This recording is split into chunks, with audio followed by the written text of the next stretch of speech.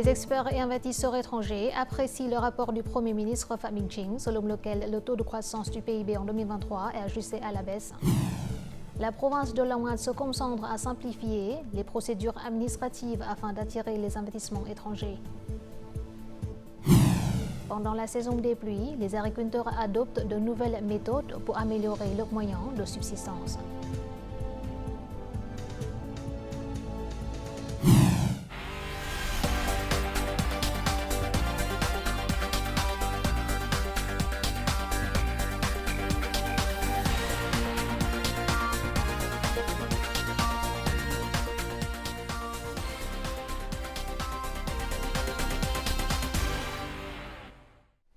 Mesdames, Messieurs, bonjour, bienvenue au journal francophone. Dans le cadre de la 6e session de la 15e législature, ce mercredi matin, les députés ont effectué des votes de confiance à bulletin secret. Les résultats de ces votes de confiance pour 44 postes élus ou approuvés par l'Assemblée nationale ont été publiés dans l'après-midi. Parmi les postes clés, le Premier ministre Phạm Minh Chính a obtenu 373 votes haute confiance, soit 77,55%. Le président de l'Assemblée nationale, Vương Đình Huệ, a reçu 437 votes, soit plus de 90%. La vice-présidente Võ Thị Ánh Xuân a accumulé 410 votes, soit 85,24%. Une résolution confirmant ces résultats a été adoptée avec 470 des 472 voix. Le président de l'Assemblée nationale, Vương Đình Huệ, a salué la rapidité et l'efficacité du comité permanent de l'Assemblée nationale et des organes impliqués dans l'organisation de ces votes de confiance. Dans la même journée, les députés ont examiné le projet de loi sur l'identification civile et celui sur les télécommunications. Le Vietnam et la Thaïlande s'efforceront de porter le chiffre d'affaires du commerce bilatéral à 25 milliards de dollars. C'est ce qu'a déclaré le Premier ministre Phạm Minh Chính en recevant à Hanoï le vice-premier ministre et ministre des Affaires étrangères thaïlandais Parpri Padiamukkara. Le dirigeant vietnamien a souligné l'importance d'une coordination étroite afin de mettre en œuvre le programme d'action du partenariat stratégique renforcé Vietnam-Thaïlande pour la période 2022-2027. Selon lui, il est nécessaire de signer de nouveaux accords de coopération liés à la sécurité, à la justice, à l'agriculture et aux projets maritimes. La Thaïlande est le plus grand partenaire commercial du Vietnam au sein de l'ASEAN et son 9e investisseur étranger. Le vice-premier ministre et ministre thaïlandais des Affaires étrangères s'est engagé à coopérer avec le Vietnam au sein des tribunes régionales, notamment celle de la sous-région du Mekong.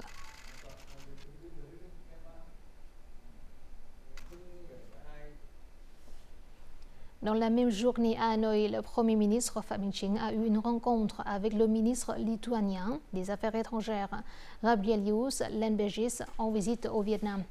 Soulignant que le Vietnam souhaite renforcer la confiance politique et approfondir ses relations avec la Lituanie, un partenaire traditionnel d'Europe centrale. Le chef du gouvernement a proposé la création de mécanismes de coopération économique visant à soutenir le rapprochement entre les entreprises vietnamiennes et lituaniennes. Phạm Minh Chính a également invité la Lituanie à favoriser les exportations de produits agricoles, aquacoles et sylvicoles vietnamiens. Il a d'ailleurs avancé des mesures susceptibles de dynamiser la coopération bilatérale, notamment dans les technologies de l'information, l'éducation, la culture, le tourisme et l'agriculture. En ouverture de la 6e session de la 15e Assemblée nationale, le Premier ministre Phạm Minh Chính a présenté le rapport sur le développement socio-économique en 2023 et le plan de développement socio-économique pour 2024. Ce rapport a attiré l'attention des experts et investisseurs étrangers au Vietnam. Selon eux, dans le contexte d'instabilité économique mondiale, le gouvernement vietnamien a eu l'audace de baisser l'objectif de croissance du PIB pour l'année en cours. Plus de détails dans le reportage qui suit. Le rapport du Premier ministre Phạm Minh Chính a attiré l'attention de la presse internationale. L'agence de presse russe TASS a cité le rapport selon lequel le gouvernement vietnamien s'efforcera d'atteindre tous les objectifs pour 2023, notamment une croissance du PIB de plus de 5% et le maintien de l'inflation entre 3,5 et 4%. La croissance du PIB n'est pas l'objectif le plus important.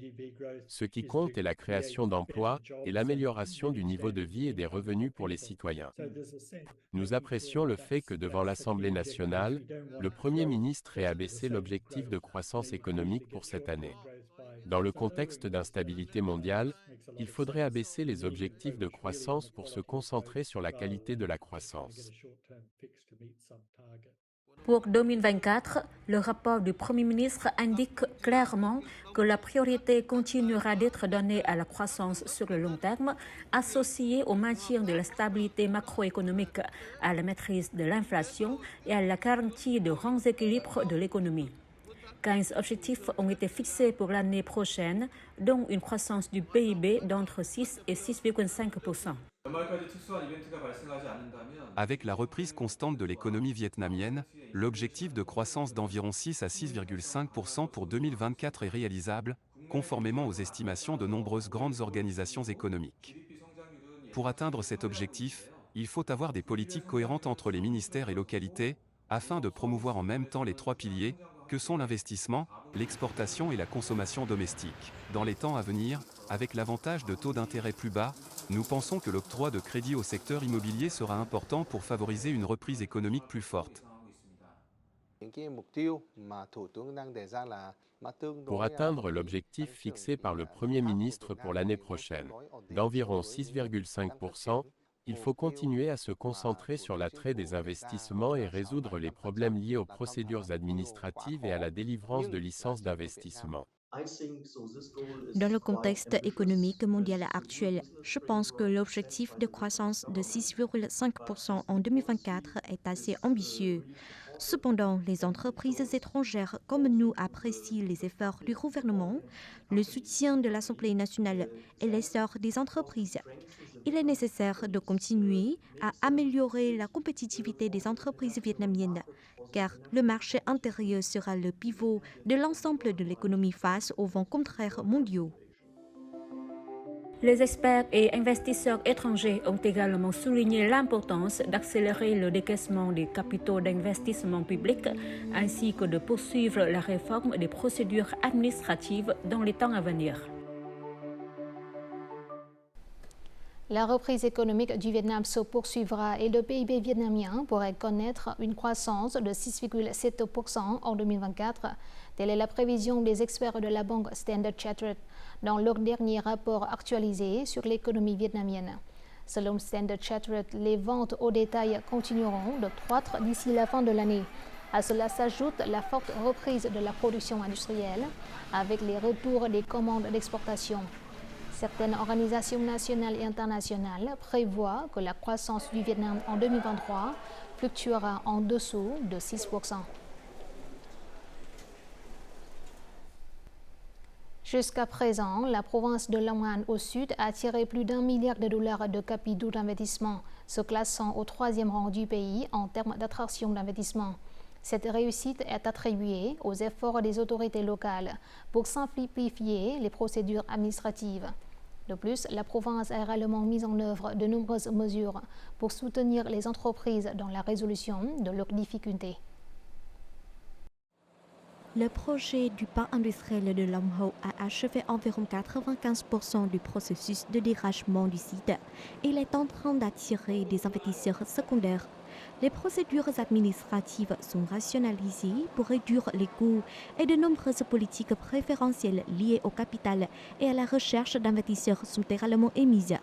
Grâce à ces conditions favorables, la demande de location de terrain et d'usines prêtes à l'emploi a augmenté de plus de 10% cette année. Nous fournissons des informations aux clients pour qu'ils puissent prendre des décisions d'investissement. De plus, nous les aidons également à accomplir gratuitement les démarches juridiques. Nous soutenons la décision du gouvernement de prolonger les délais de paiement des impôts et de réduire la taxe sur la valeur ajoutée. Nous espérons que la province de Long An créera des conditions favorables à l'installation d'électricité renouvelable afin de répondre aux exigences ESG. Le montant des idées et des capitaux de projets nationaux à Long An a augmenté respectivement de 62% et 96% en glissement annuel. Nous contactons les investisseurs de manière proactive et leur fournissons des informations. De plus, les autorités ont numérisé toutes les informations pour les rendre facilement accessibles aux investisseurs. Nous conseillons aux entreprises d'apporter tous les documents nécessaires. Toutes les procédures juridiques peuvent être complétées en une journée. À l'avenir, la province vise à attirer des investissements de haute qualité, à améliorer la main-d'œuvre et à fournir des logements sociaux aux travailleurs. La province de Long An élabore actuellement un nouveau plan visant à accroître l'attractivité et à éliminer des goulots d'étranglement pour les investisseurs. Ce plan se concentre sur le développement d'industries modernes et de domaines clés de la province. Dans la province de Thái Bình au nord, la mise en œuvre de la riziculture durable contribue à réduire les émissions de gaz à effet de serre. Ce modèle permet de réduire jusqu'à 0,5 tonnes de dioxyde de carbone par hectare. Réduire les émissions de gaz à effet de serre dans l'agriculture est une urgence, car cette industrie représente plus de 32% des émissions totales du pays. Et les émissions liées à la culture du riz sont les plus élevées. Par conséquent, les modèles de culture durable du riz, comme ceux de Thái Bình, constituent une solution efficace. Avec 1,7 hectare de riz, l'agriculture selon les méthodes traditionnelles a coûté à la famille de Madame Gom 17 millions de dong pour les coûts liés aux engrais, aux soins et à la récolte. Grâce à l'application de nouvelles techniques agricoles, l'efficacité a changé. Au début, nous avons rencontré des difficultés car tout était très nouveau. Puis, cette méthode a montré son efficacité et le rendement est très élevé. Les agriculteurs d'ici ont eu recours à une nouvelle culture qui ne fertilise qu'une seule fois. Mais les plants de riz poussent toujours bien et ont de rendements élevés.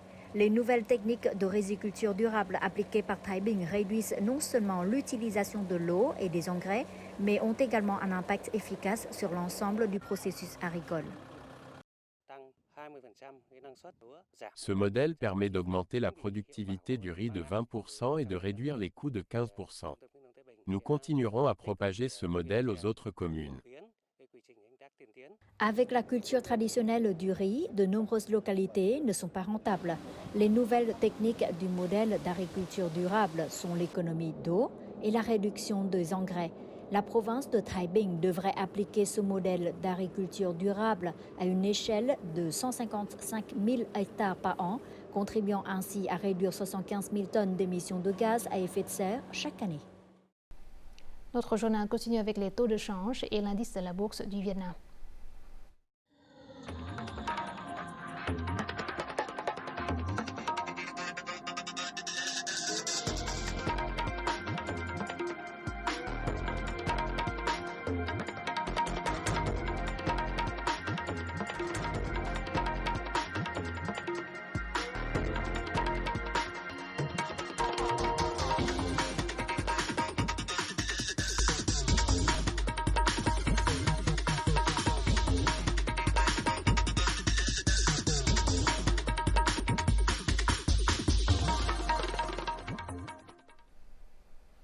Dans de nombreuses zones rurales et montagneuses, les habitants dépendent principalement de l'autosuffisance en raison du manque de marché de produits de base.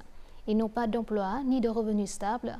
Pour résoudre ce problème, il est essentiel de créer davantage d'emplois de qualité pour aider les habitants à augmenter leurs revenus et à réduire la pauvreté sur le long terme. La production du jeune riz roulant a créé de nouvelles opportunités d'emploi et augmenté les revenus de nombreux ménages de la province de Bắc Cạn. Après que cet homme se soit tourné vers la culture du jeune riz roulant, son revenu a augmenté de 30% par rapport à la riziculture traditionnelle. Bien que cela soit plus difficile, produire du jeune riz gluant nous rapporte des revenus plus élevés. Nos conditions de vie se sont donc nettement améliorées. Dans cette localité, des équipes de production se sont constituées, fournissant un emploi et des revenus stables à de nombreux habitants. Lorsque les résidents fabriquent un produit, Il faut que les acheteurs viennent l'acheter. Notre objectif sera d'ajouter de la valeur à ces produits. Dans les années à venir, Bakat vise à élargir sa gamme de produits agricoles afin de créer davantage d'opportunités d'emploi pour ses habitants. La Provence aide les gens à participer à la chaîne de production et de commerce. Elle encourage aussi les entreprises à investir dans l'agriculture, l'un des domaines clés de la Provence. Les ménages doivent coopérer et s'associer les uns aux autres pour produire. En établissant des modèles de subsistance durables, les gens peuvent créer une production stable, générer des revenus et améliorer l'efficacité de la réduction de la pauvreté. La création de nombreux emplois a contribué de manière significative à la réduction de la pauvreté. Actuellement, le taux de pauvreté est très élevé dans les zones reculées et montagneuses, où vivent les ethnies minoritaires. Mais comme la pauvreté est concentrée et que le nombre de ménages pauvres est faible, le gouvernement peut résoudre ce problème. Un emploi de qualité est crucial pour améliorer le niveau de vie et réduire la pauvreté. Bien qu'ils ne soient pas riches, les habitants de la région montagneuse de Bakat mènent désormais une vie plus sûre et plus épanouissante. Pendant la saison des inondations, les agriculteurs dans les provinces centrales du Vietnam subissent souvent d'importants dégâts. Face à cette situation, les autorités ont aidé les agriculteurs à adopter de nouvelles méthodes agricoles, telles que la sélection de nouvelles variétés d'animaux et de plantes. Cela leur permet de générer un revenu plus stable malgré les inondations. Il y a quelques années, cette zone était une vaste rizière. Cependant, pendant la saison des pluies, elle a été submergée et détruite par les inondations. Depuis que Minh est passé de l'agriculture à l'élevage de crevettes, sa vie a beaucoup changé. J'ai appliqué des techniques efficaces d'élevage de crevettes et leur ai donné suffisamment de nourriture. Grâce à cela, je peux gagner plus de 20 fois les bénéfices que je tirais de la culture du riz. Les agriculteurs locaux, animés par une forte détermination, ont réussi à transformer cette zone en terres arables. La ciboulette, autrefois une ample plante cultivée sur place, est désormais devenue une culture rentable que les agriculteurs cultivent pendant la saison des pluies. Dans le passé, de nombreux agriculteurs locaux ont abandonné leurs maisons dans les zones rurales et ont déménagé vers les centres urbains à la recherche de moyens de subsistance. Cependant, grâce à l'introduction de nouveaux modèles agricoles, ils ont pu générer des revenus importants et subvenir aux besoins d'une famille de 4 ou 5 personnes. Des agents locaux ont visité chaque foyer et convaincu les agriculteurs d'adopter de nouvelles méthodes agricoles pour améliorer leur productivité. Par exemple, les agriculteurs ont reçu pour instruction d'utiliser la paille et l'herbe comme barrière naturelle contre les insectes pour la culture. L'application de nouvelles techniques agricoles dépend de facteurs environnementaux. De plus, il est conseillé aux agriculteurs de cultiver des cultures rentables et à haut rendement. Grâce à des modèles agricoles efficaces, les agriculteurs de la région centrale ont pu maintenir leurs moyens de subsistance et gagner un revenu stable pour leur famille. En transformant l'impossible en possible, les agriculteurs ont également transformé leur vie.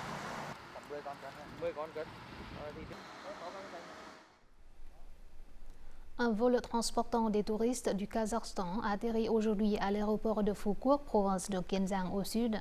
Cet événement marque la reprise du tourisme à Phuket quelque temps après l'entrée en vigueur de la politique d'exemption de visa pour les touristes internationaux. Chaque semaine, 6 vols amèneront des touristes du Kazakhstan à cette île. Chaque vol compte environ 200 passagers. Phuket est l'une des destinations les plus prisées des touristes venant de Russie et du Kazakhstan. Au cours des 9 premiers mois de cette année, l'île a accueilli plus de 540 000 visiteurs internationaux venus de différents pays.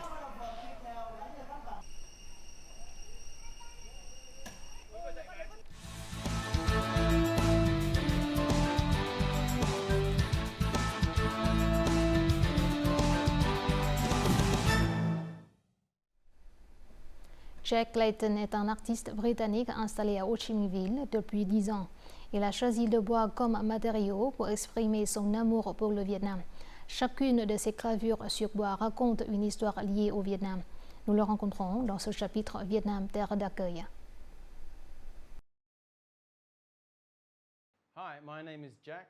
Bonjour, je suis Jack, un artiste britannique. Je vis au Vietnam depuis près de 10 ans. Au début, j'avais prévu de rester au Vietnam pour 1 ou 2 ans au maximum, mais ensuite, comme j'ai adoré la vie et la culture du Vietnam, alors j'ai décidé d'y rester plus longtemps.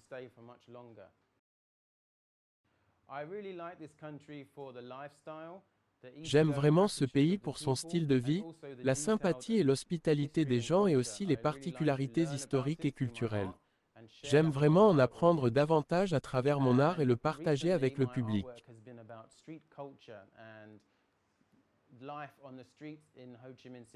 Je pense que la vie dans la rue constitue l'âme de la ville et je veux retranscrire cet esprit dans mes œuvres en bois. J'aime les rues animées, les motos et l'architecture, les magasins colorés, la nourriture et même le café au Vietnam. Ils ont tous une âme.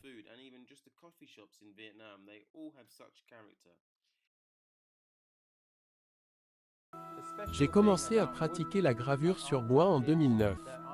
La particularité des œuvres d'art gravées sur bois est que la structure des fibres de bois et les motifs naturels ressemblent déjà à une peinture. La gravure sur bois rend les images plus vivantes.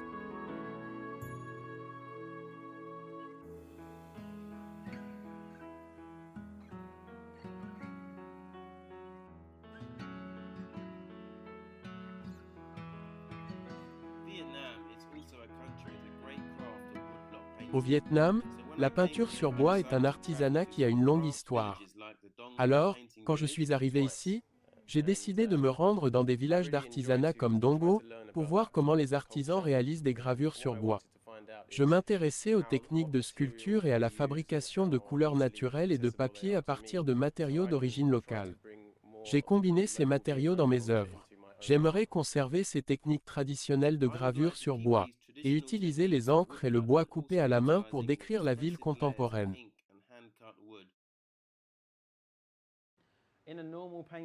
Normalement, on dessine les images avec un crayon, puis on les colorie. Mais avec la gravure sur bois, on dessine surtout sur du papier puis on l'imprime sur une planche de bois.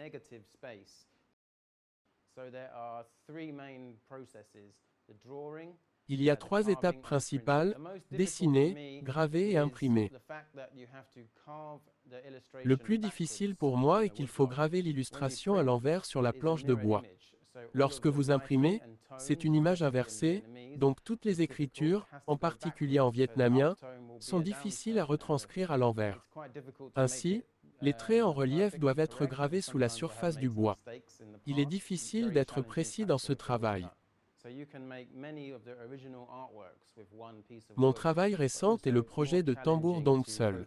Il s'inspire du motif circulaire du tambour traditionnel vietnamien. Le tambour Dong Seul illustre la vie du passé, tandis que ma gravure sur bois représente le présent, le mélange de culture et d'histoire. J'ai également inclus des images de voitures, de motos, de fleurs et de destinations touristiques populaires.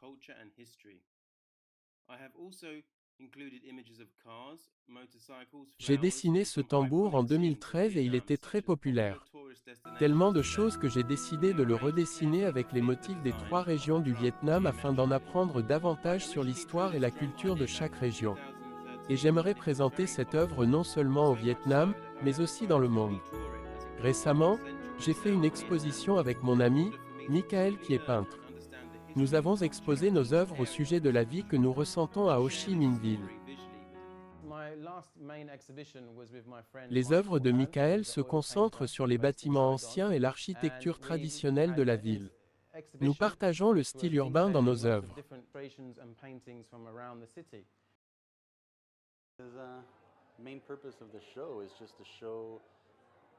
Le but principal de l'exposition est de partager avec le public les aspects vivants d'une ville qui nous a tellement inspirés. Chaque fois que je conduis ma moto dans les ruelles de Ho Chi Minh Ville, c'est une exploration sans fin. Il y a tellement d'endroits à Saigon qui méritent d'être inscrits au patrimoine de l'UNESCO. Nous essayons donc de mémoriser les images de chaque coin de la ville.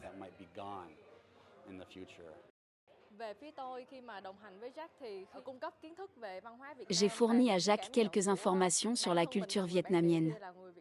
Puis Jacques les a intégrées dans ses gravures sur bois. En regardant ces œuvres, vous pouvez ressentir un Vietnam très intéressant, du point de vue d'un étranger.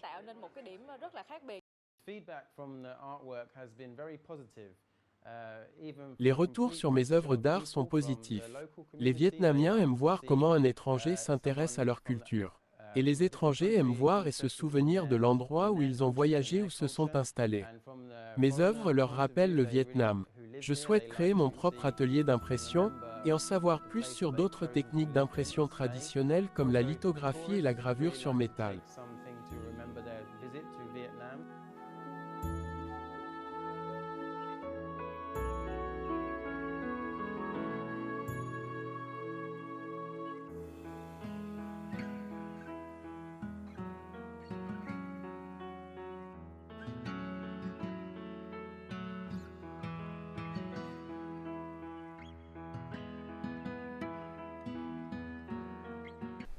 Voici tout de suite les prévisions météo dans les principales villes du Vietnam.